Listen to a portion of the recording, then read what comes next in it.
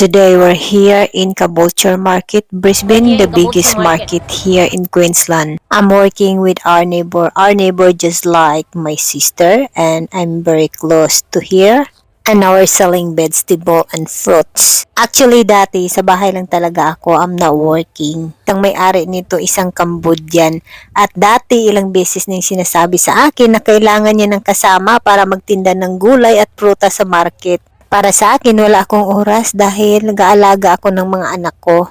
At one time, nakikiusap siya sa akin na puntahan at tulungan ko daw siya magtinda ng gulay at prutas sa market dito sa amin. At mahiya din naman kasi akong tumanggi kaya pinuntahan ko siya doon sa market. Pero dito lang sa amin at malapit lang. Pagkatapos no, nagustuhan niya ako dahil masipag daw ako kaya gusto niya akong isama sa Caboolture Market. Pero ang Caboolture Market kailangan pa naming mag-drive ng 3 oras bago makarating dito. Dahil mabait din siya sa akin kaya hindi na din ako nakapagtanggi. Mahirap din kasing tumanggi lalong-lalo na pag alam mong mabait yung tao sa iyo. At hindi ko na rin inisip kung magkano ang ibigay niya sa akin, ang mahalaga na katulong ako sa kanya.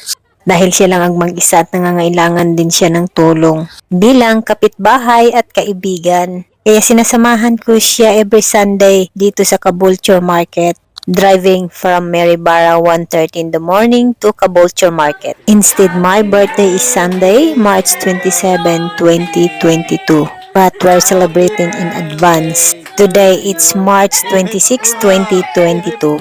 It's Saturday. We are celebrating my birthday one day ahead. Because Sunday, I have to go to the market.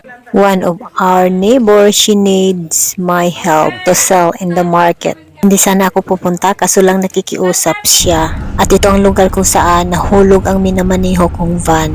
Dito sa Baupol. Malapit lang sa amin, mga 1 hour drive lang from Maryborough to Baupol. At dito nangyari ang aksidente. About 1:30 in the morning, she arrived here in Maryborough driving from Bundaberg. And I offer her a coffee and she gave to me the key. And she wants me to drive. We are driving from Maryborough going to Caboolture Market. About 2:30 in the morning, pagdating namin dito sa Baupol, nagsishake yung steering wheel. Kaya nagulat kami, just only a second. Nahulog yung minamaniho kong sasakyan sa bangin. At dito sa lugar na ito, ganito ang nangyari. Noong nagdadrive ako, biglang nag-shake yung steering wheel at biglang bumagsak na lang kami doon sa baba. Sumigaw ako ng God at napakadilim. Pagbagsak namin, hinanap ko talaga ang aking kaibigan. Masagot naman siya, kaso lang hindi ko siya makita. Ang nakikita ko lang ang kanyang paa. At nakita ko na lang basag na yung bintana ng sasakyan sa harap. Kaya nagtanggal ako ng seatbelt at lumabas ako. Parang pinigyan ako ng daan ng Panginoon para makalabas. Dahil hindi ko akalain napakataas ng van, parang isang hakbang ko lang palabas. Hinahanap ko ang aking mobile pero hindi ko talaga mahanap dahil natambakan na ng mga gulay at saka prutas. Walang katao-tao yung lugar at wala talagang nakakaalam nung nahulog kami dito sa bangin. Dahil sobrang dilim ng highway.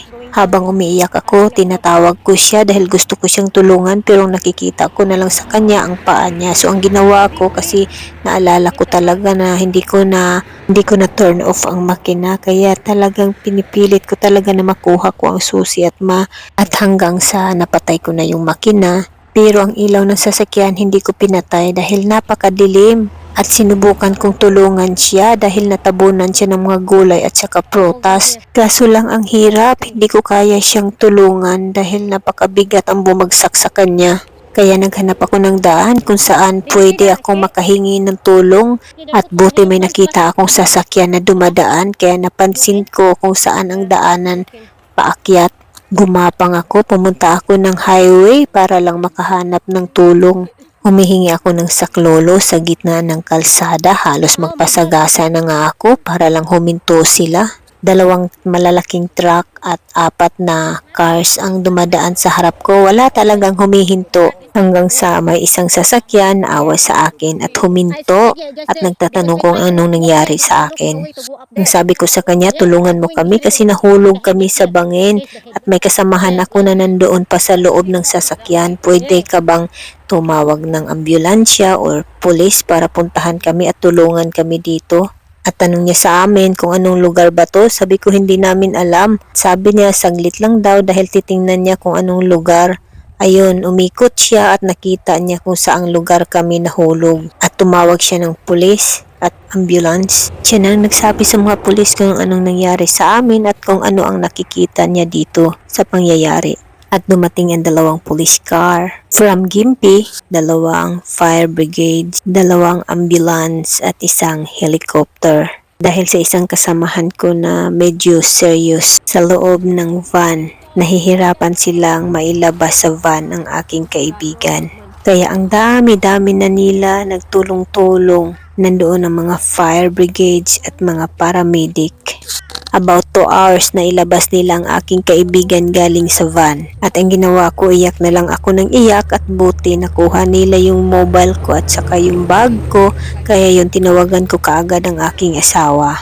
At napansin nila dahil galos lang galing sa seatbelt ang nakikita nila sa akin, kaya dinala na lang nila ako sa hospital kung saan malapit sa amin. Pero yung kaibigan ko, in-airlift nila papuntang Brisbane kung saan nandoon ang pinakamalaking hospital. At ito ngayon ang tira ng mga gulay at prutas na nalaglag galing sa minamaniho kong sasakyan. At pinupuntahan namin dahil may hinahanap kaming gamit, kaso lang wala na kaming nakita, pero yung ibang gamit nandoon pa sa loob ng van. At ito yung palibot ng lugar, kaya nahirapan ako maghanap ng daan kung saan ako pwedeng makalabas dahil puro damuhan at walang katao-tao talaga. Kaya ako'y nagpapasalamat sa ating mahal na Panginoon dahil binigyan pa niya ako ng pangalawang buhay para sa aking pamilya. Nag-isipan ko talaga ito ng matagal bago ko i-upload sa aking YouTube. At ngayon, medyo nakadecide na ako na ilit ko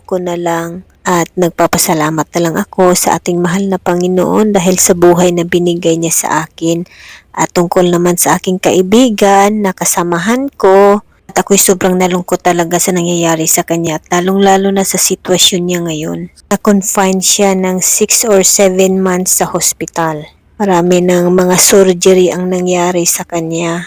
Most na naepektuhan yung ulo talaga niya at ngayon medyo makakalakad naman siya, pero kailangan talaga niya na may hinahawakan na bagay para makalakad siya ng maayos. Hindi na gaano ka-strong yung mga paa niya para maglakad at yung mata niya na medyo naepektuhan din.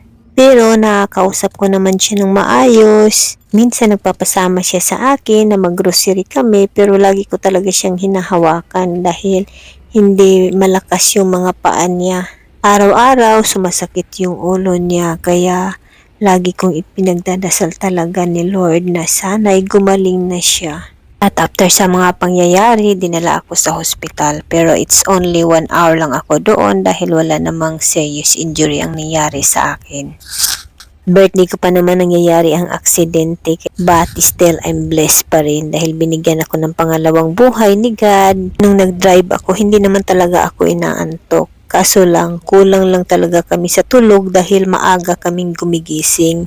At ang sabi ng mga pulis, ang reason dahil overloaded yung sasakyan kaya nagsishake yung steering wheel. At ito yung side kung saan nakaupo ang aking kasamahan or ang aking kaibigan. At ito na ang van na minamaniho ko. Talagang hindi na talaga makikilala dahil talagang sirang-sira at wasak na.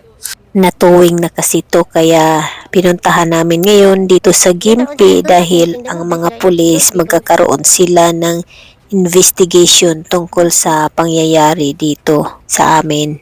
Alam ko naman na ang ginagawa namin ay mahirap at talagang delikado talaga. Kaya alam niyo, pag malapit na ang Sunday, natatakot na ako at lagi akong nagdadasal kasi talagang delikado dahil kulang kami sa tulog at pagod. Lalo na mabigat din tong mga gulay at prutas na binubuhat namin para i-sit up namin at ilagay namin sa mesa para ma-display namin sa umaga. At gusto ko mang umayaw dahil natatakot ako sa tuwing nagda-drive kami, pero naaawa ako sa kanya dahil siya lang talaga ang mag-isa. Gusto kasi niya na kasama ako palagi.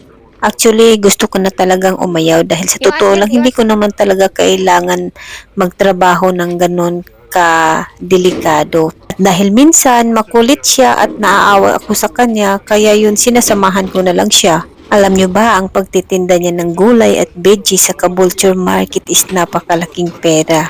Magandang negosyo para sa kanya dahil kikita talaga siya. Kaya sana pahalagahan natin ang ating sarili. Huwag iisipin ang pera dahil ang pera ay dumadaan lang yan sa buhay natin. Dahil minsan dito kasi sa market na malapit sa amin, medyo kalahati lang ang makukuha niyang pera sa kikitain namin sa Caboolture. Sa Caboolture kasi minsan doble-doble or triple pa ang kikitain niya doon sa Caboolture Market. Hindi lang maganda yung binibigay nila sa akin, hindi sapat kasi iniisip nila na magkaibigan kami. Ibig sabihin daw doon, pagkaibigan, magtutulungan, pero dapat tulungan nila din ako. Sa totoo lang, kung hindi lang kami magkaibigan at magkapitbahay, ayaw ko talagang magtrabaho sa kanila. Ayaw ko na talagang magtinda ng market dahil nakakapagod sa totoo lang.